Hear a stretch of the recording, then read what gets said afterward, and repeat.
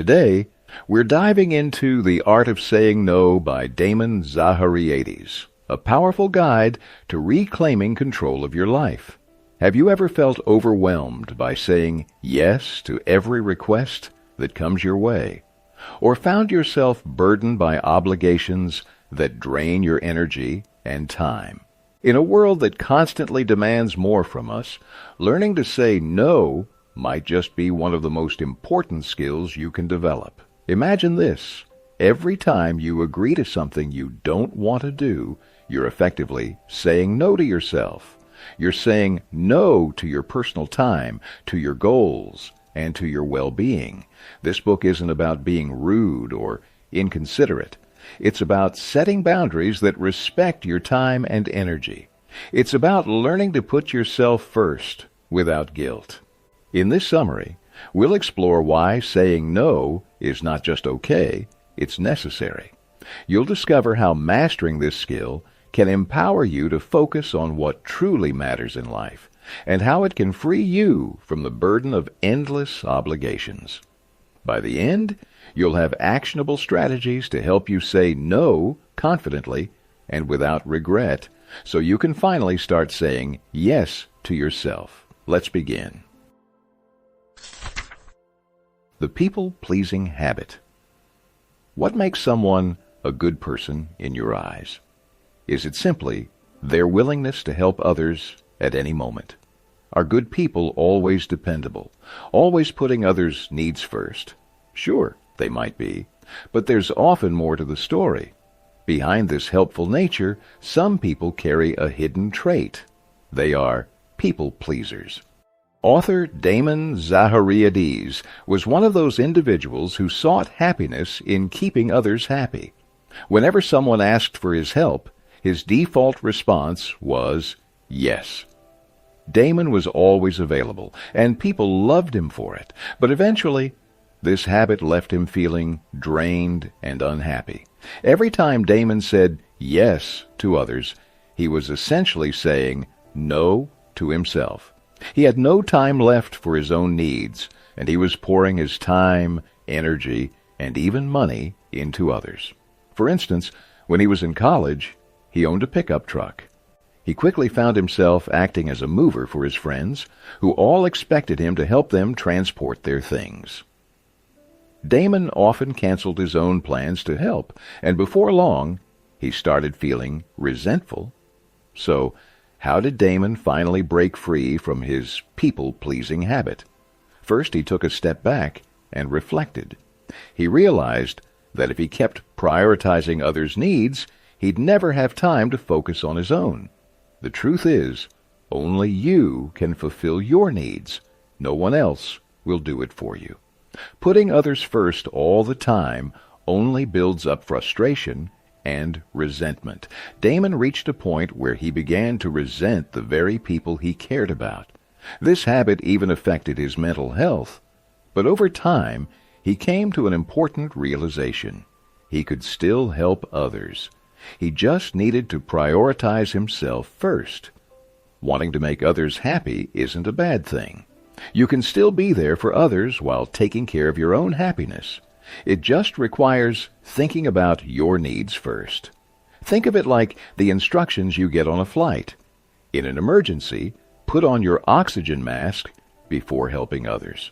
If you prioritize someone else's mask before your own, you risk hypoxia, a dangerous lack of oxygen in your body. Similarly, taking care of yourself first makes you stronger and more capable of supporting others. The second step Damon took was to learn assertiveness, the confidence to communicate his needs and boundaries clearly. Assertiveness is a skill everyone should develop. It means confidently expressing what you need, even if it's not popular. For example, if you're discussing politics with a friend who has completely different views, being assertive allows you to share your perspective without forcing your friend to agree. Saying no requires this level of assertiveness. Lastly, Damon understood why saying no was so hard for him. Many people think it should be simple to decline requests. After all, How hard can it be to say one word? But Damon realized that the real challenge wasn't in saying no. It was dealing with the guilt and regret that followed. He often felt guilty even when saying no was in his best interest. In the end, Damon learned that by setting boundaries, he was not only protecting his well-being, but also fostering more honest and respectful relationships. Reasons we struggle to say no. Let's take a closer look at why saying no can feel so challenging. Understanding these reasons can help you stop blaming yourself and realize that it's perfectly okay to set boundaries. One of the primary reasons people hesitate to say no is due to social conditioning. We're often raised to believe that refusing someone is rude. You might feel that saying no will offend or hurt others, and you start imagining how disappointed or angry they might be. But remember, there's nothing wrong with setting limits. Prioritizing your own needs isn't selfish, especially when you're already managing a lot. If someone takes your refusal personally, that's on them. They're failing to respect that you have your own priorities. As long as you're polite, you shouldn't feel guilty about saying no. Another common reason is low self-esteem. Many people have an inner critic that constantly feeds them doubts, convincing them they are not as worthy as others. When self-doubt is strong, you start to believe that your needs and desires aren't as important as others. You might think that helping others will make you feel valuable, or that it's the only way to feel a sense of worth. But this is a misconception. Your value isn't defined by how much you do for others. You deserve the same respect and opportunity to pursue your own goals. Prioritizing yourself is not only acceptable, it's essential. A third reason people struggle to say no is the fear of conflict or confrontation. Damon, the author, often found himself saying yes when he actually wanted to say no, simply to avoid an uncomfortable situation. He didn't want anyone to dislike him, and this fear led him to agree to things he didn't want to do. But it's impossible to please everyone, and striving to do so can leave you exhausted and resentful. When someone is disappointed by your refusal, that's okay. By always saying yes when you mean no, you give others power over your emotions and neglect your own well-being. Overcoming the habit of constantly saying yes takes time, and Damon tackled it one step at a time. He started practicing saying no in low-stakes situations where he didn't fear confrontation. For example, when he passed by salespeople in a store who tried to sell him products he didn't need, he politely declined. Just like a muscle, your ability to say no strengthens the more you use it. Gradually, you'll find yourself able to say no not only to strangers, but also to family, friends, and colleagues. The more you practice, the easier it becomes, and over time, you'll build the confidence to set healthy boundaries without guilt. 10 strategies for saying no without feeling guilty. 1. Be direct and straightforward. Imagine you're swamped with work. You have a report to finish, a presentation to prepare, and an important discussion with a colleague. Suddenly, another coworker approaches and asks if you can help them with something. You hesitate and give a vague answer, saying you're not sure if you'll have time. Avoid this approach. Indirect responses leave room for others to pressure you. Instead, be clear and direct. Say, "I'm sorry, but I don't have the time to help right now." A straightforward answer shows respect and leaves no space for negotiation or guilt. 2. Don't ask for more time. Sometimes people delay saying no by asking for time to think about it. But if your answer is already no, then delaying won't help. In fact, it might give the person hope that you'll eventually say yes. When you finally refuse, they may feel misled or disappointed. Delay can also give them a chance to push you into saying yes, which is exactly what you want to avoid. Plus, both of you lose productivity. The longer you wait, the more energy you waste on indecision. If you know your answer, say it promptly. 3. Use alternative phrasing. Some people are sensitive to rejection and might react negatively to a simple no. In such cases, consider rephrasing. For example, if an uncle asked you to drop him at the airport, rather than saying, "I can't," you could say, "I would love to help, but I have an important deadline I need to meet." This shows that you genuinely have other commitments and aren't just dismissing their request. 4. Stop making excuses. While giving reasons can soften the blow for some people, it doesn't work for everyone. Some might dig deeper into your excuses, looking for loopholes. For instance, if a friend asks you to babysit and you say you're working late, but they see a photo of you out at a party, it damages your credibility. Avoiding excuses shows integrity and makes your no stronger. Politely and respectfully decline without feeling the need to justify your decision. 5. Take responsibility for your decision. Instead of saying, "I can't," say, "I don't want to." When you say, "I can't," it sounds like you're unable to make your own choice, almost as if someone else is controlling your decision. Saying, "I don't want to," communicates that you are making an intentional choice, which strengthens your boundaries and respects your time. 6. Suggest they ask again. Later. If someone urgently needs your help but you're busy, suggest a follow-up. For example, if a coworker asks for assistance when you're swamped, let them know, "I can't help at the moment. But if you still need assistance later in the day, feel free to ask again." This shows willingness while prioritizing your own tasks. However, make sure you mean it. If they return, you can still evaluate whether it's feasible to help without feeling pressured. 7. Avoid lying about your availability. It can be tempting to make up an excuse, but lying is rarely a good strategy. While it might be easy to create a fake doctor's appointment, dishonesty can lead to trouble later on. Instead of resorting to lies, be honest and straightforward.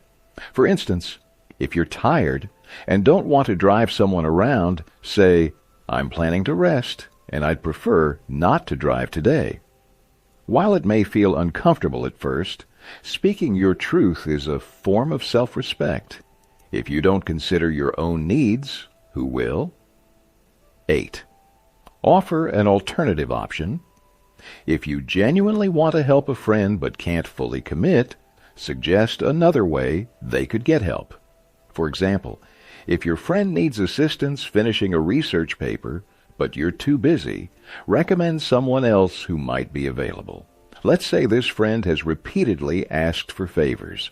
Last month it was organizing a charity event, and now they need help with their paper. Explain that you can't handle both, and ask which one they prioritize. This approach gently reminds them that you also have limits and priorities. 9. Refer to someone more qualified. Sometimes, even if you want to help, you recognize that someone else could do it better. If a friend asks you to read and critique their novel, and you know of others who are more experienced in providing feedback, refer them to those people. This isn't about rejecting their request. It's about guiding them to the best possible support.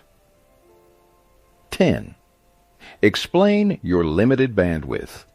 This is a strategy Damon frequently uses.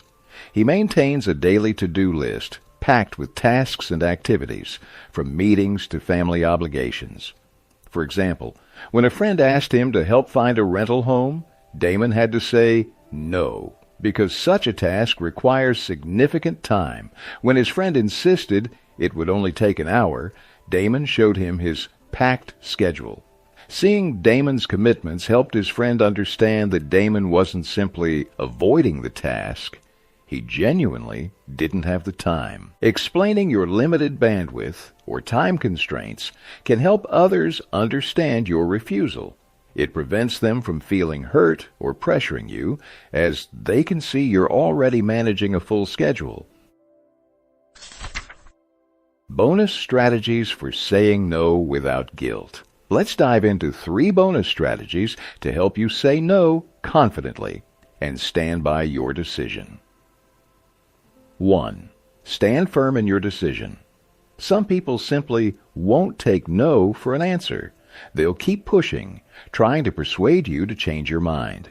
When this happens, remind yourself that their persistence is not your responsibility. It's their issue, not yours. If someone continues to pressure you, politely but firmly restate your decision. For example, you could say, "I understand you need help, but I really can't commit right now." You might also suggest they reach out to someone else who could assist.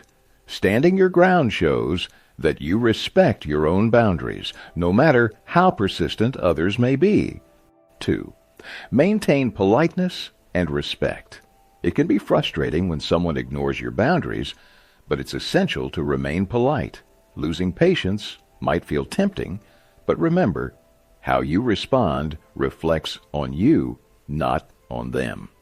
Continue to say no kindly and respectfully, showing that while you respect their needs, you're committed to your own decisions. This gentle but firm approach will leave no room for confusion and helps you hold on to your integrity. 3. Face the fear of missing out. The fear of missing out, or FOMO, often leads us to say yes to things we don't truly want to do. We worry that declining an opportunity, whether it's a potential promotion, a social event, or something exciting, means we're missing out. But remember, just because an opportunity arises doesn't mean you have to take it. Consider the time, energy, and cost involved. Ask yourself if constantly saying yes is worth it. Over time, this fear will fade as you realize that every no you say helps you stay focused on what truly matters to you.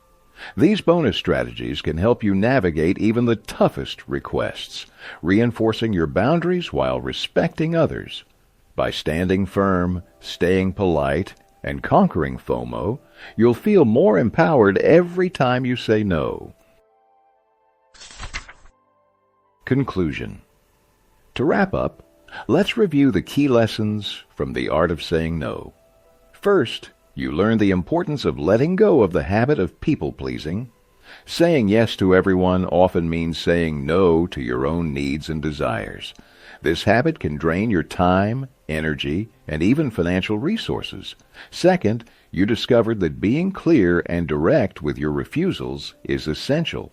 When you say no openly, it signals to others that you're prioritizing yourself, which is not about disrespecting anyone.